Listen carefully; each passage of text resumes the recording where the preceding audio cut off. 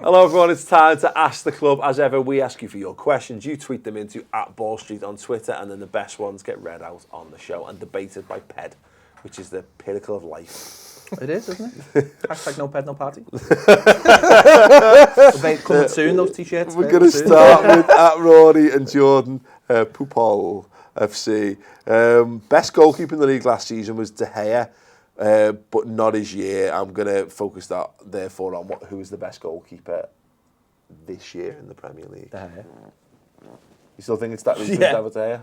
In terms of performances? Yeah. Because I think last season... He's had less to do, maybe. Maybe, but this is the thing. Like last season, I think David De Gea almost single-handedly dragged Man United through. Yeah. At times, I wouldn't say that's been the case this season. What do you reckon? He's had a better defence, like Ped said. I think De Gea's the best goalkeeper in the world at the minute. But I'm a bit biased, but I do.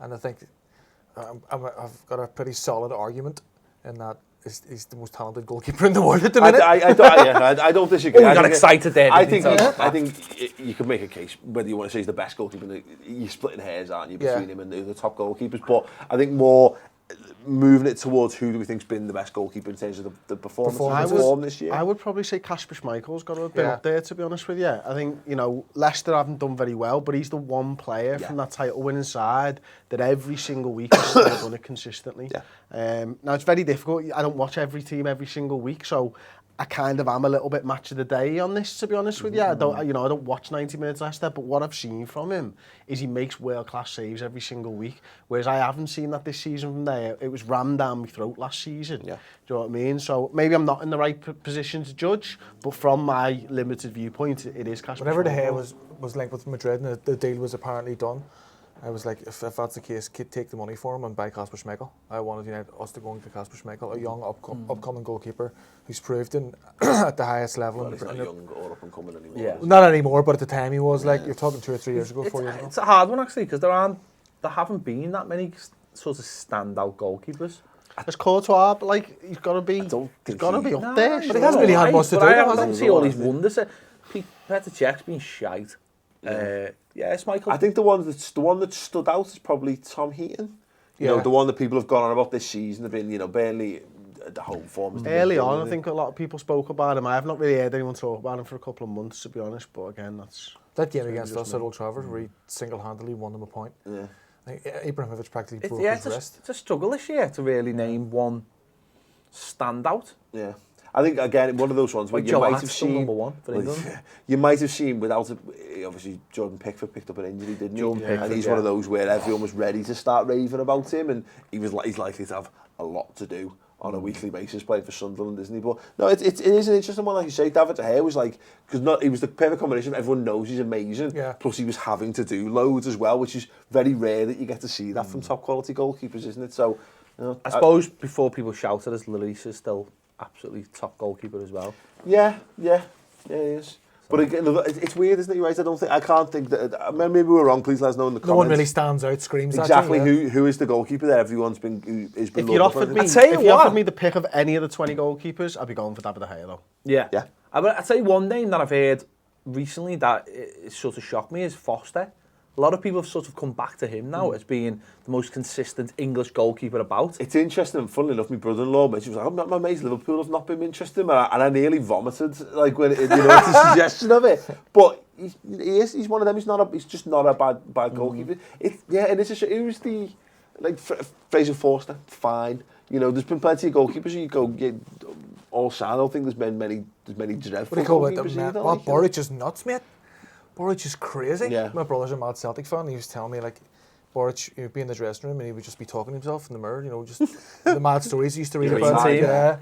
Just craziness. He's enough goalkeeper, but he's just too crazy. Okay. Well, let's know your thoughts then on the course. Well, I think I like the Kasper Schmeichel shelf, if I'm honest. Adam Rosiebaum, are goal bonus contracts holding back Premier League clubs? So there was an article, I think it was in The Guardian, and it was put forward, this idea that because of goal bonuses and because of, it makes it hard for clubs to totally nail down the budgets on a year-by-year basis, because you've got a guy who's getting paid X amount for every single goal. He might go on a goal scoring run, score 20 goals a season, and then the worst case scenario is you've got a guy who scores all the goals for the club. No one else scores a single goal. He gets a ton of money, and it's not enough. You get relegated, but it's cost you a fortune to get relegated, essentially, and that maybe contracts should move towards ultimate position in the table, Champions League qualification, European qualification, non-relegation, etc., to allow clubs a little bit more. Does that mean that we get paid bonuses at the end of the year? Do we get the goal bonus at the end, after the season's finished? I don't know how that. No, I think it would be more. They could say, well, we've got 3 potential options here of what might happen. So you've got a clear understanding of your budget. Whereas if your budget's based on, it depends how much a goal I think would be. To be honest with you, it's big business. These guys need to do the budgets better, quite frankly. If they're worried about that and they're stretching their finances on goal bonuses, that's just stupid, to be perfectly honest with you. But when you look at what incentives do in business, not just in football, is, you know, when you offer someone a bonus scheme in work or whatever, the idea is that you're aligning everyone to the common goal of the business. Yeah. That's the whole point. Yeah. So by giving people individual goal bonuses wrong to start with, what you need to be doing is putting on a performance basis whereby where the club finishes, because that's what everybody at the football club has got to work towards. That's the one common goal of your business, which is a football club. You've got to finish this point in the table. So it's stupid that the goal and the assist bonuses are more important to players than where the club finishes. As well. When you're pointing towards a world where the guy's going, make us $5,000 here, mate. You know, you're working your bollocks off to pay to put more money on this guy. Fighting over penalties and stuff, and you can imagine. Well, it's fine. You know, well, I guess it's fine if you've got one guy who's your main man, and he's the guy who's your best player by a mile or whatever. Maybe that's fine, but. Have you seen Any Given Sunday, the NFL film from years ago? It's, you know, completely fictional and whatever. And it's LL Cool J plays the running back, doesn't he? He's like, feed me, I've got my running bonuses and stuff like that. It's not good for team harmony. I know that's a film and it's completely fake, but you can imagine that plays out like, you know, Vardy needs 1 goal to get let's say £500,000, and he'd be like, that's it, Mahrez, listen, just feed me, I'll give you half of this. Yeah. Do you know what I mean? Well, let me hit the next penalty. To be honest, you know what I mean? It's not right. It's sort of happened in the 70s. One of the national newspapers were giving a £10,000 bonus to whoever finished top goal scorer, and it was Bob Latchford, and he won it. And then he said, so at the time 10,000 was a lot of money. He said, but he had to give his teammates the money, like some of them, and he said by the time he'd paid them out, and then the taxman wanted money as well, he said he got left with fuck all. He said, but he felt like he had to give his teammates money, because I think he got a penalty in the last game. It was like, to give him the ball to get to the 30, and he put it away, but he felt like he had to do it. Yeah. I think it's sad that they need the incentive to begin with. Surely you should want it. The camaraderie of your team would make you want to go out and score loads of goals and perform for your team. But I suppose though it's the other factor, isn't it, of having a lower contract. So therefore it's incentivized. Well, who knows whether you don't know a situation might develop where you've got a guy and his motivation is him sticking the ball in the back of the net. And look, if you're a striker, that's your job, fair enough. But if there's a situation where that becomes your primary focus, you think, well, I'm just scoring my goals, I get my bonuses, doesn't matter what I do. There's no incentive for him to drag the guys up around him. And like, you know, look, I've turned up, I've scored my goal, I've got my bonus. What the fuck are you guys doing? Why aren't you guys pulling you out your right? I don't think it does. It could. You could better team harmony. But isn't it quite unusual anyway? I mean, you go back to the NFL, most of the contracts they get are not even bound, are they, by like a year, I think? They could still be released at any time. At least in football, you've got that security of thinking, you know, I've signed a 5-year contract, I'm going to be all right for 5, no matter what. In other sports, you don't necessarily get that. I'm not sure 1 year guaranteed, and then that's it. I'm not sure that again these goal bonus contracts are holding back Premier League clubs per se. No, but I do understand the world where breakers, are they like? Yeah, exactly. But I think your point there is absolutely spot on, Chris. I think there's definitely something to that, telling you, but this is what you're doing. And look, those they obviously exist to some extent anyway, don't they, in positional base, but. No, it's an interesting thought, but I guess it's more pertinent, I think, for a little bit lower down. Like the Sunderland thing is the obvious example. If you're talking about outlaying an extra couple of million quid, for what? I think it's more like, you know, teams that come up, for example, or teams that lower down the table to maybe like push them on a little bit and they go, well, look, if we stay in the league, say you've come up, you've been promoted, if we stay in the league, you'll all get a bonus because we're going to get a little bit more money. That, at that point, works for me. I think the big issue with this probably is more what happens to Sunderland next season, because you've got, let's say Jermaine Defoe doesn't move on, let's say they don't get a proper bid or he's whatever, you're bound to pay him these goal bonuses no matter what. So they're going to be paying out. But this is the point, isn't it? You know, like when players have to have a guaranteed amount of games to get deals if they're on loan and stuff, and teams stop playing them. Well, this is the thing. But imagine that, you know, you've got 3 players on these deals. They go down to the Championship. You want to keep your best players, but then you can't keep your best players because you can't afford to pay them. They're going to score twice as many goals because they're playing in a lower league. You become financially unviable very, very. Could be worse in Spain. It's not illegal for opposition clubs to play the bonuses to a team. So if Real Madrid were playing Barcelona, if Real Madrid were playing a team, and Barcelona needed that team to beat them for Barcelona to win the league, Barcelona could incentivise. What? Yeah, really? Yeah. It's not illegal. Wait, what? You mean match fixing's not illegal? So Barcelona could just say to this team, right, if you beat Real Madrid, we'll make sure that you all get 10 grand each, and that's perfectly fine in Spain. Right. I'm curious about that. Okay, we need to get into that on another point. Raj Singh, Mr. Singh _X, one from you and I, Chris. Would you sell Coutinho, and then who would his replacement be? You'd have to offer me replacements first. Because I wouldn't enter into the conversation until I know what we can get. Neymar 175 million. Right, if it was Neymar, I'd swap him out for Coutinho, definitely. Yeah, of course. Yeah, fair enough. That's not a no-brainer. Yeah, That's what was offered. Yeah. The problem for me and Phil Coutinho is, and it's probably you're not supposed to say this and all this as a Liverpool fan. They play 7 games a season. He's now been really inconsistent for the best part of 5 years for us, and the problem is that my own views tainted because the first half of this season he was playing at a world class level, but since he's come back from injury, he's not been the same player, and is that down to the injury, or is that just Phil Coutinho being inconsistent again? And that's where for me the waters are muddied. Yeah, no, I agree. I simply would not sell Phil Coutinho because look, this has got Liverpool just need to get through a summer where our best players. Whether you think he's our best player or not, you know, we're not selling these players for because it muddies the waters, right? It makes everyone think, well, what is the real? Where's this club going if we're selling players of that quality? What Liverpool should be doing, and I've been saying this for a year, so don't sell Coutinho until you've got his replacements. And I don't mean go out and buy. I don't mean the 27, 28-year-old. I'd love Liverpool to go and buy Alexis Sanchez and play him there. Wouldn't that be lovely? Not going to happen.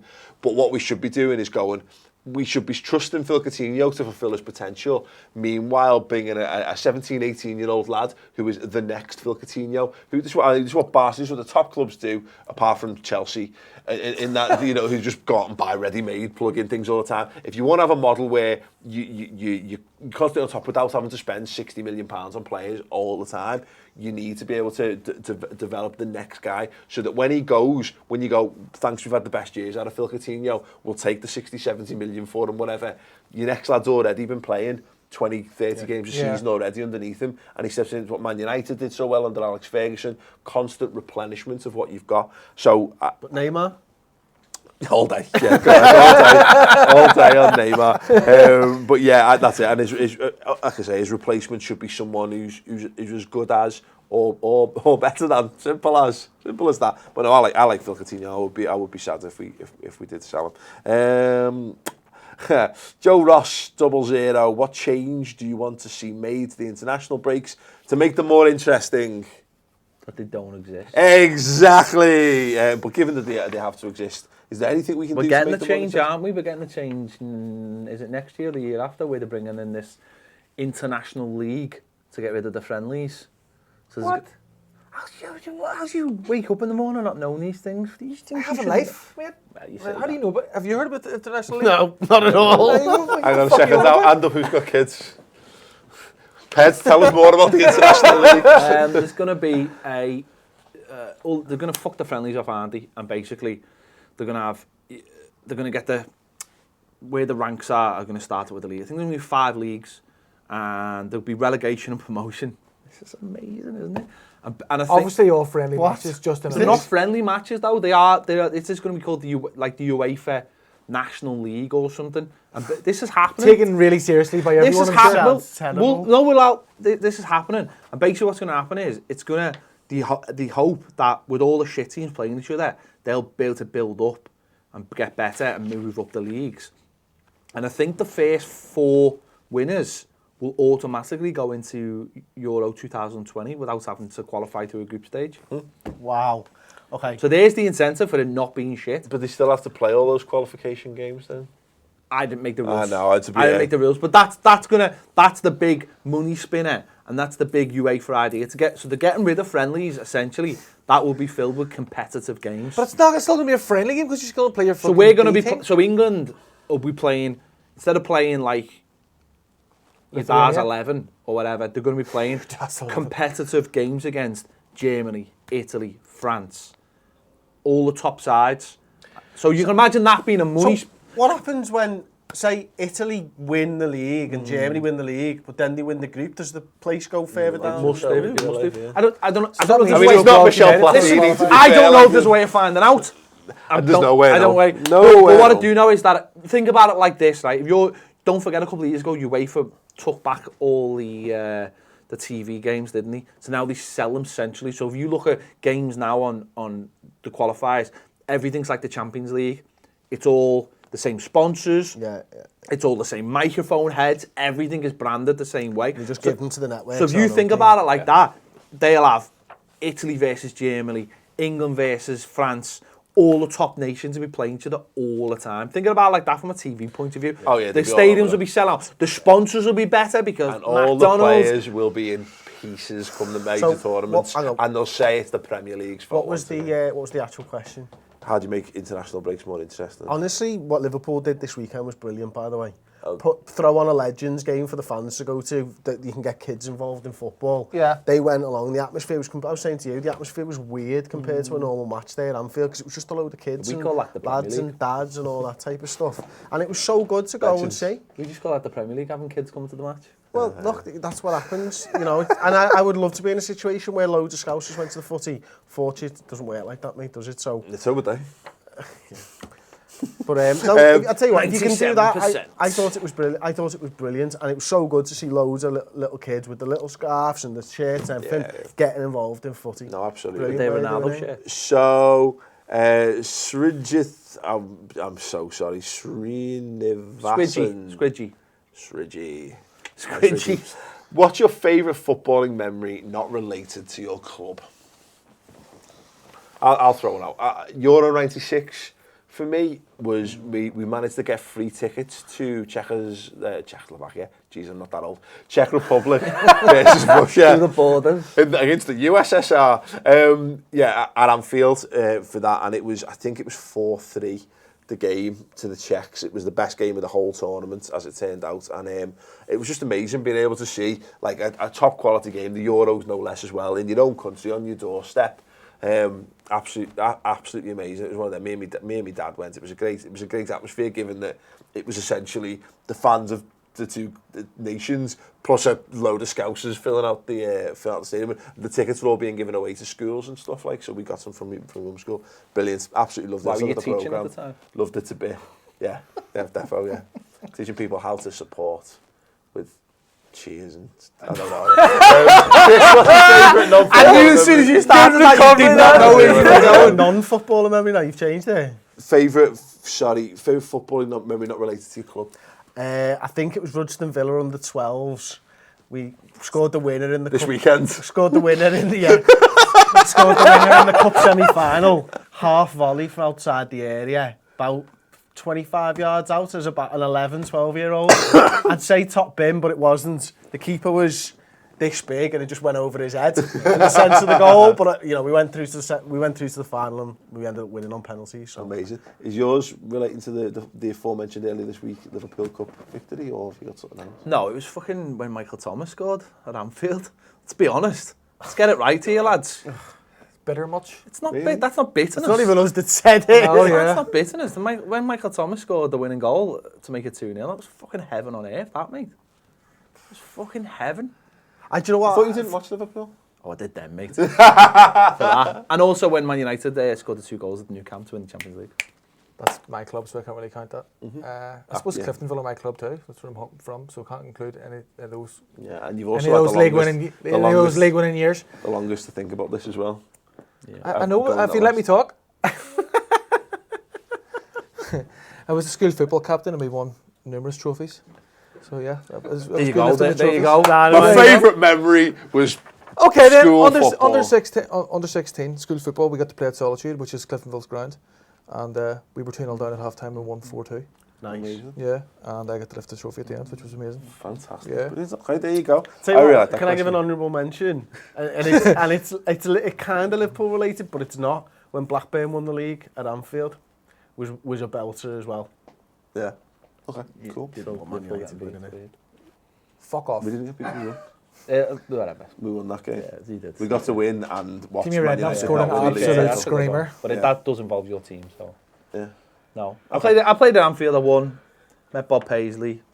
I played at Goodison 8 times as well, but no, don't like talking about that. So let us know your favourite football memory not related to your football club in the comments below, and thoughts on anything we've discussed as well. Check back on Friday for the best 11. We are coming very, very close to finishing this strand of the series, so stay tuned for that. Vinegar strokes. And if you want to talk, it is the vinegar strokes of the series. It's the standing finish of the series. 2 more episodes to go after this week's one, so stay tuned for all that.